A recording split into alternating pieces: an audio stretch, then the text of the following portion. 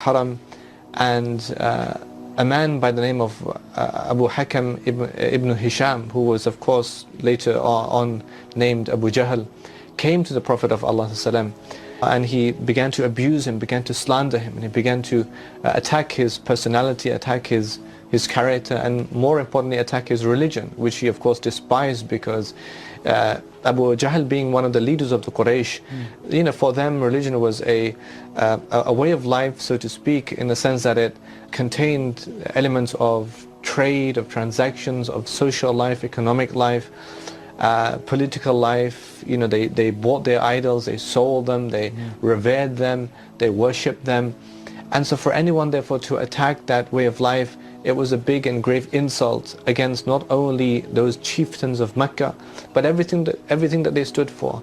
The difficulty the Prophet was in right there, because his followers were few, and he didn't have much support, physical support, and he's isolated there. Now, one of those who was a witness to this incident was a maidservant. What actually happened was that when Hamza comes along, he had been hunting in the desert, and when he comes along, she exclaims, "Ya Abu Amara, only you had seen what has happened to your nephews, Muhammad." Abu Jahl came and he attacked him verbally, physically, and he began to mention so many things that the Prophet would dislike to hear. And so she's telling Hamza, this is what's just happened right now to your nephew. And so he had this feeling within himself, that is my relative that's been insulted, and we're from the same tribe. And so what he does is he's come back from hunting, and he has a bow in his hand, and he strikes Abu Jahl with the bow. And you could imagine all the people around him from his tribe, Banu Makhzum, were there, and they were about to get up, with their swords. Hamza spoke, right, and he says, "Do you abuse Muhammad ﷺ whilst I am on his religion? And I say what he's saying." And he says, "Strike me back, return this attack that I've done on you, return it back to me if you're able to." Right? So he's challenging him then. Banu Makhzum, they all got up, and then Banu Hashim gets up, his tribe, right? And there's you can sense a skirmish might take place. And then Abu Jahl realizes he's the one that started the problem in the first place. And it ends, that incident ends there, but something else happened. Hamza radiallahu ta'ala an has just, out of what seems to be complete impulse, instinctive, announces his conversion to Islam. At that moment in time, he says, "I am on his religion, and I say what he says." Now, what actually happened afterwards was that when Hamza got home, he began to regret his actions in that day. Not his actions, but his statement. He says, "I began to feel so much regret at what I just said. The fact that I had separated myself from the religion of my nation and the religion of my forefathers." He says, "I couldn't sleep, and it would keep coming in my mind, why did I say such a thing?" But then by the morning, and he begins to pray to Allah, and Allah had placed Iman in my heart, And this is how Hamza became Muslim. It was the enmity of an enemy of Allah, Abu Jahl, that led to the conversion of Hamza. You see, what happened is that once the companions, they were in Dar al-Arqam, which was the house of Arqam, where they used to sit and gather in Mecca in privacy, secrecy, and talk about the new revelation. The Prophet would teach them, and there were a few of them. So what happened is they heard this noise from outside, and someone had to get up and investigate who it was. And so he opened the door just to peek out, and he sees Umar. Umar, who was at that time an enemy of Islam, with his sword. And so quickly shuts the door, and everyone is kind of apprehensive and anxious. No one would go and investigate to begin with, except Hamza. Hamza picks up his sword, I think he must have had a sword, and he goes, "I'll go and check on him." And he says, "Ya Rasulullah, O Messenger of Allah, if Umar, who they believe was an enemy of Islam, of course at that time he hated Islam, Muslims, he says, 'Ya Rasulullah, if Umar has come for goodness, then we will reciprocate, we will pay it back in kind, right? We will show goodness with goodness. But Ya Rasulullah, if he's come for evil to attack us, I'll with his own sword.'" So, this is These were the first early days of the conversion of Hamza into this pure religion. He was always with the Prophet of Allah ﷺ. He was a companion in it, and he was known for his strength and his bravery, right? That he would take it upon himself to defend the Prophet of Allah against any insult. And Umar was like that as well, right? Umar and Ali and the others were like that also. Umar's case is very profound. The fact that he took his sword to go and fight the Prophet of Allah until he was met by the news that his sister Fatima and her husband have become Muslim. Go and check out on her first before you make war with anybody else, right? Yeah. And then he, of course, the story is longer, he became a Muslim, and then he's carrying his sword in defense of the Prophet of Allah.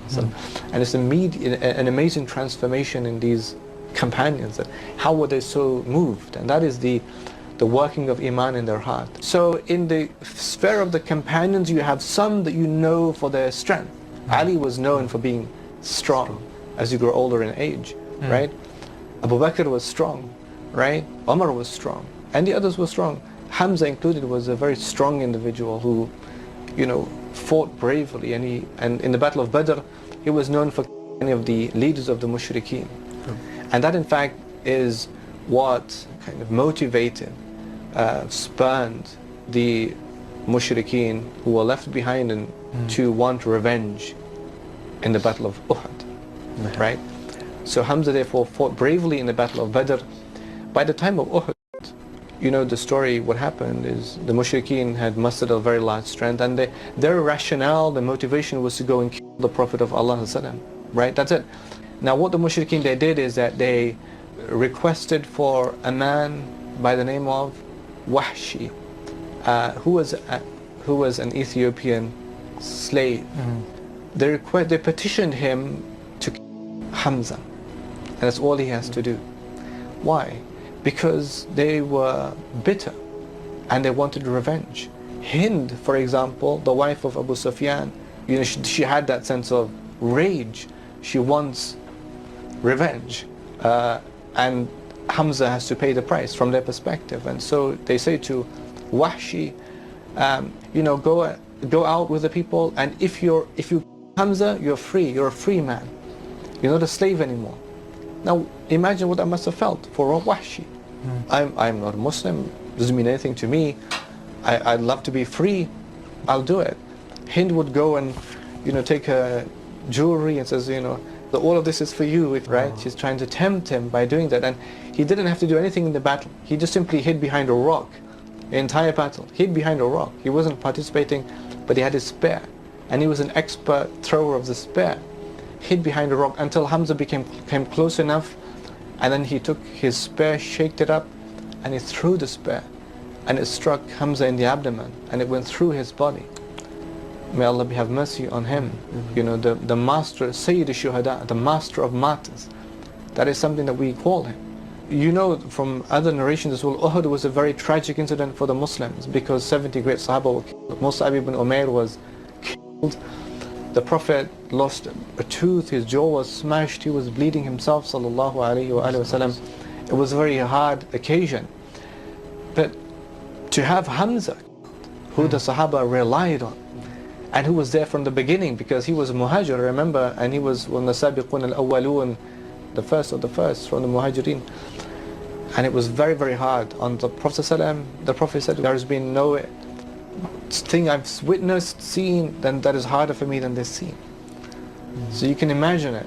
They did the body of Hamza, right? Hind wanted to take his liver out and to chew on that liver, which was what happened.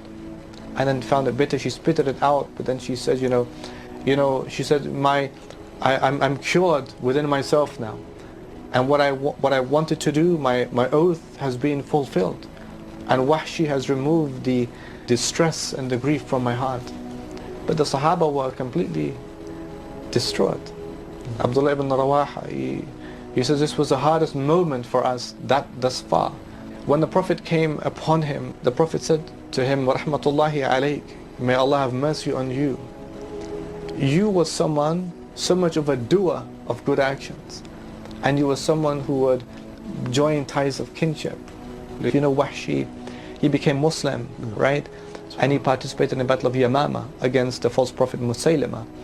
And one thing that he says is, he says, if I use my spear to kill the best of people, Hamza, then I wish and I hope that Allah would forgive me if I kill with the same spear the worst of people, Musaylima.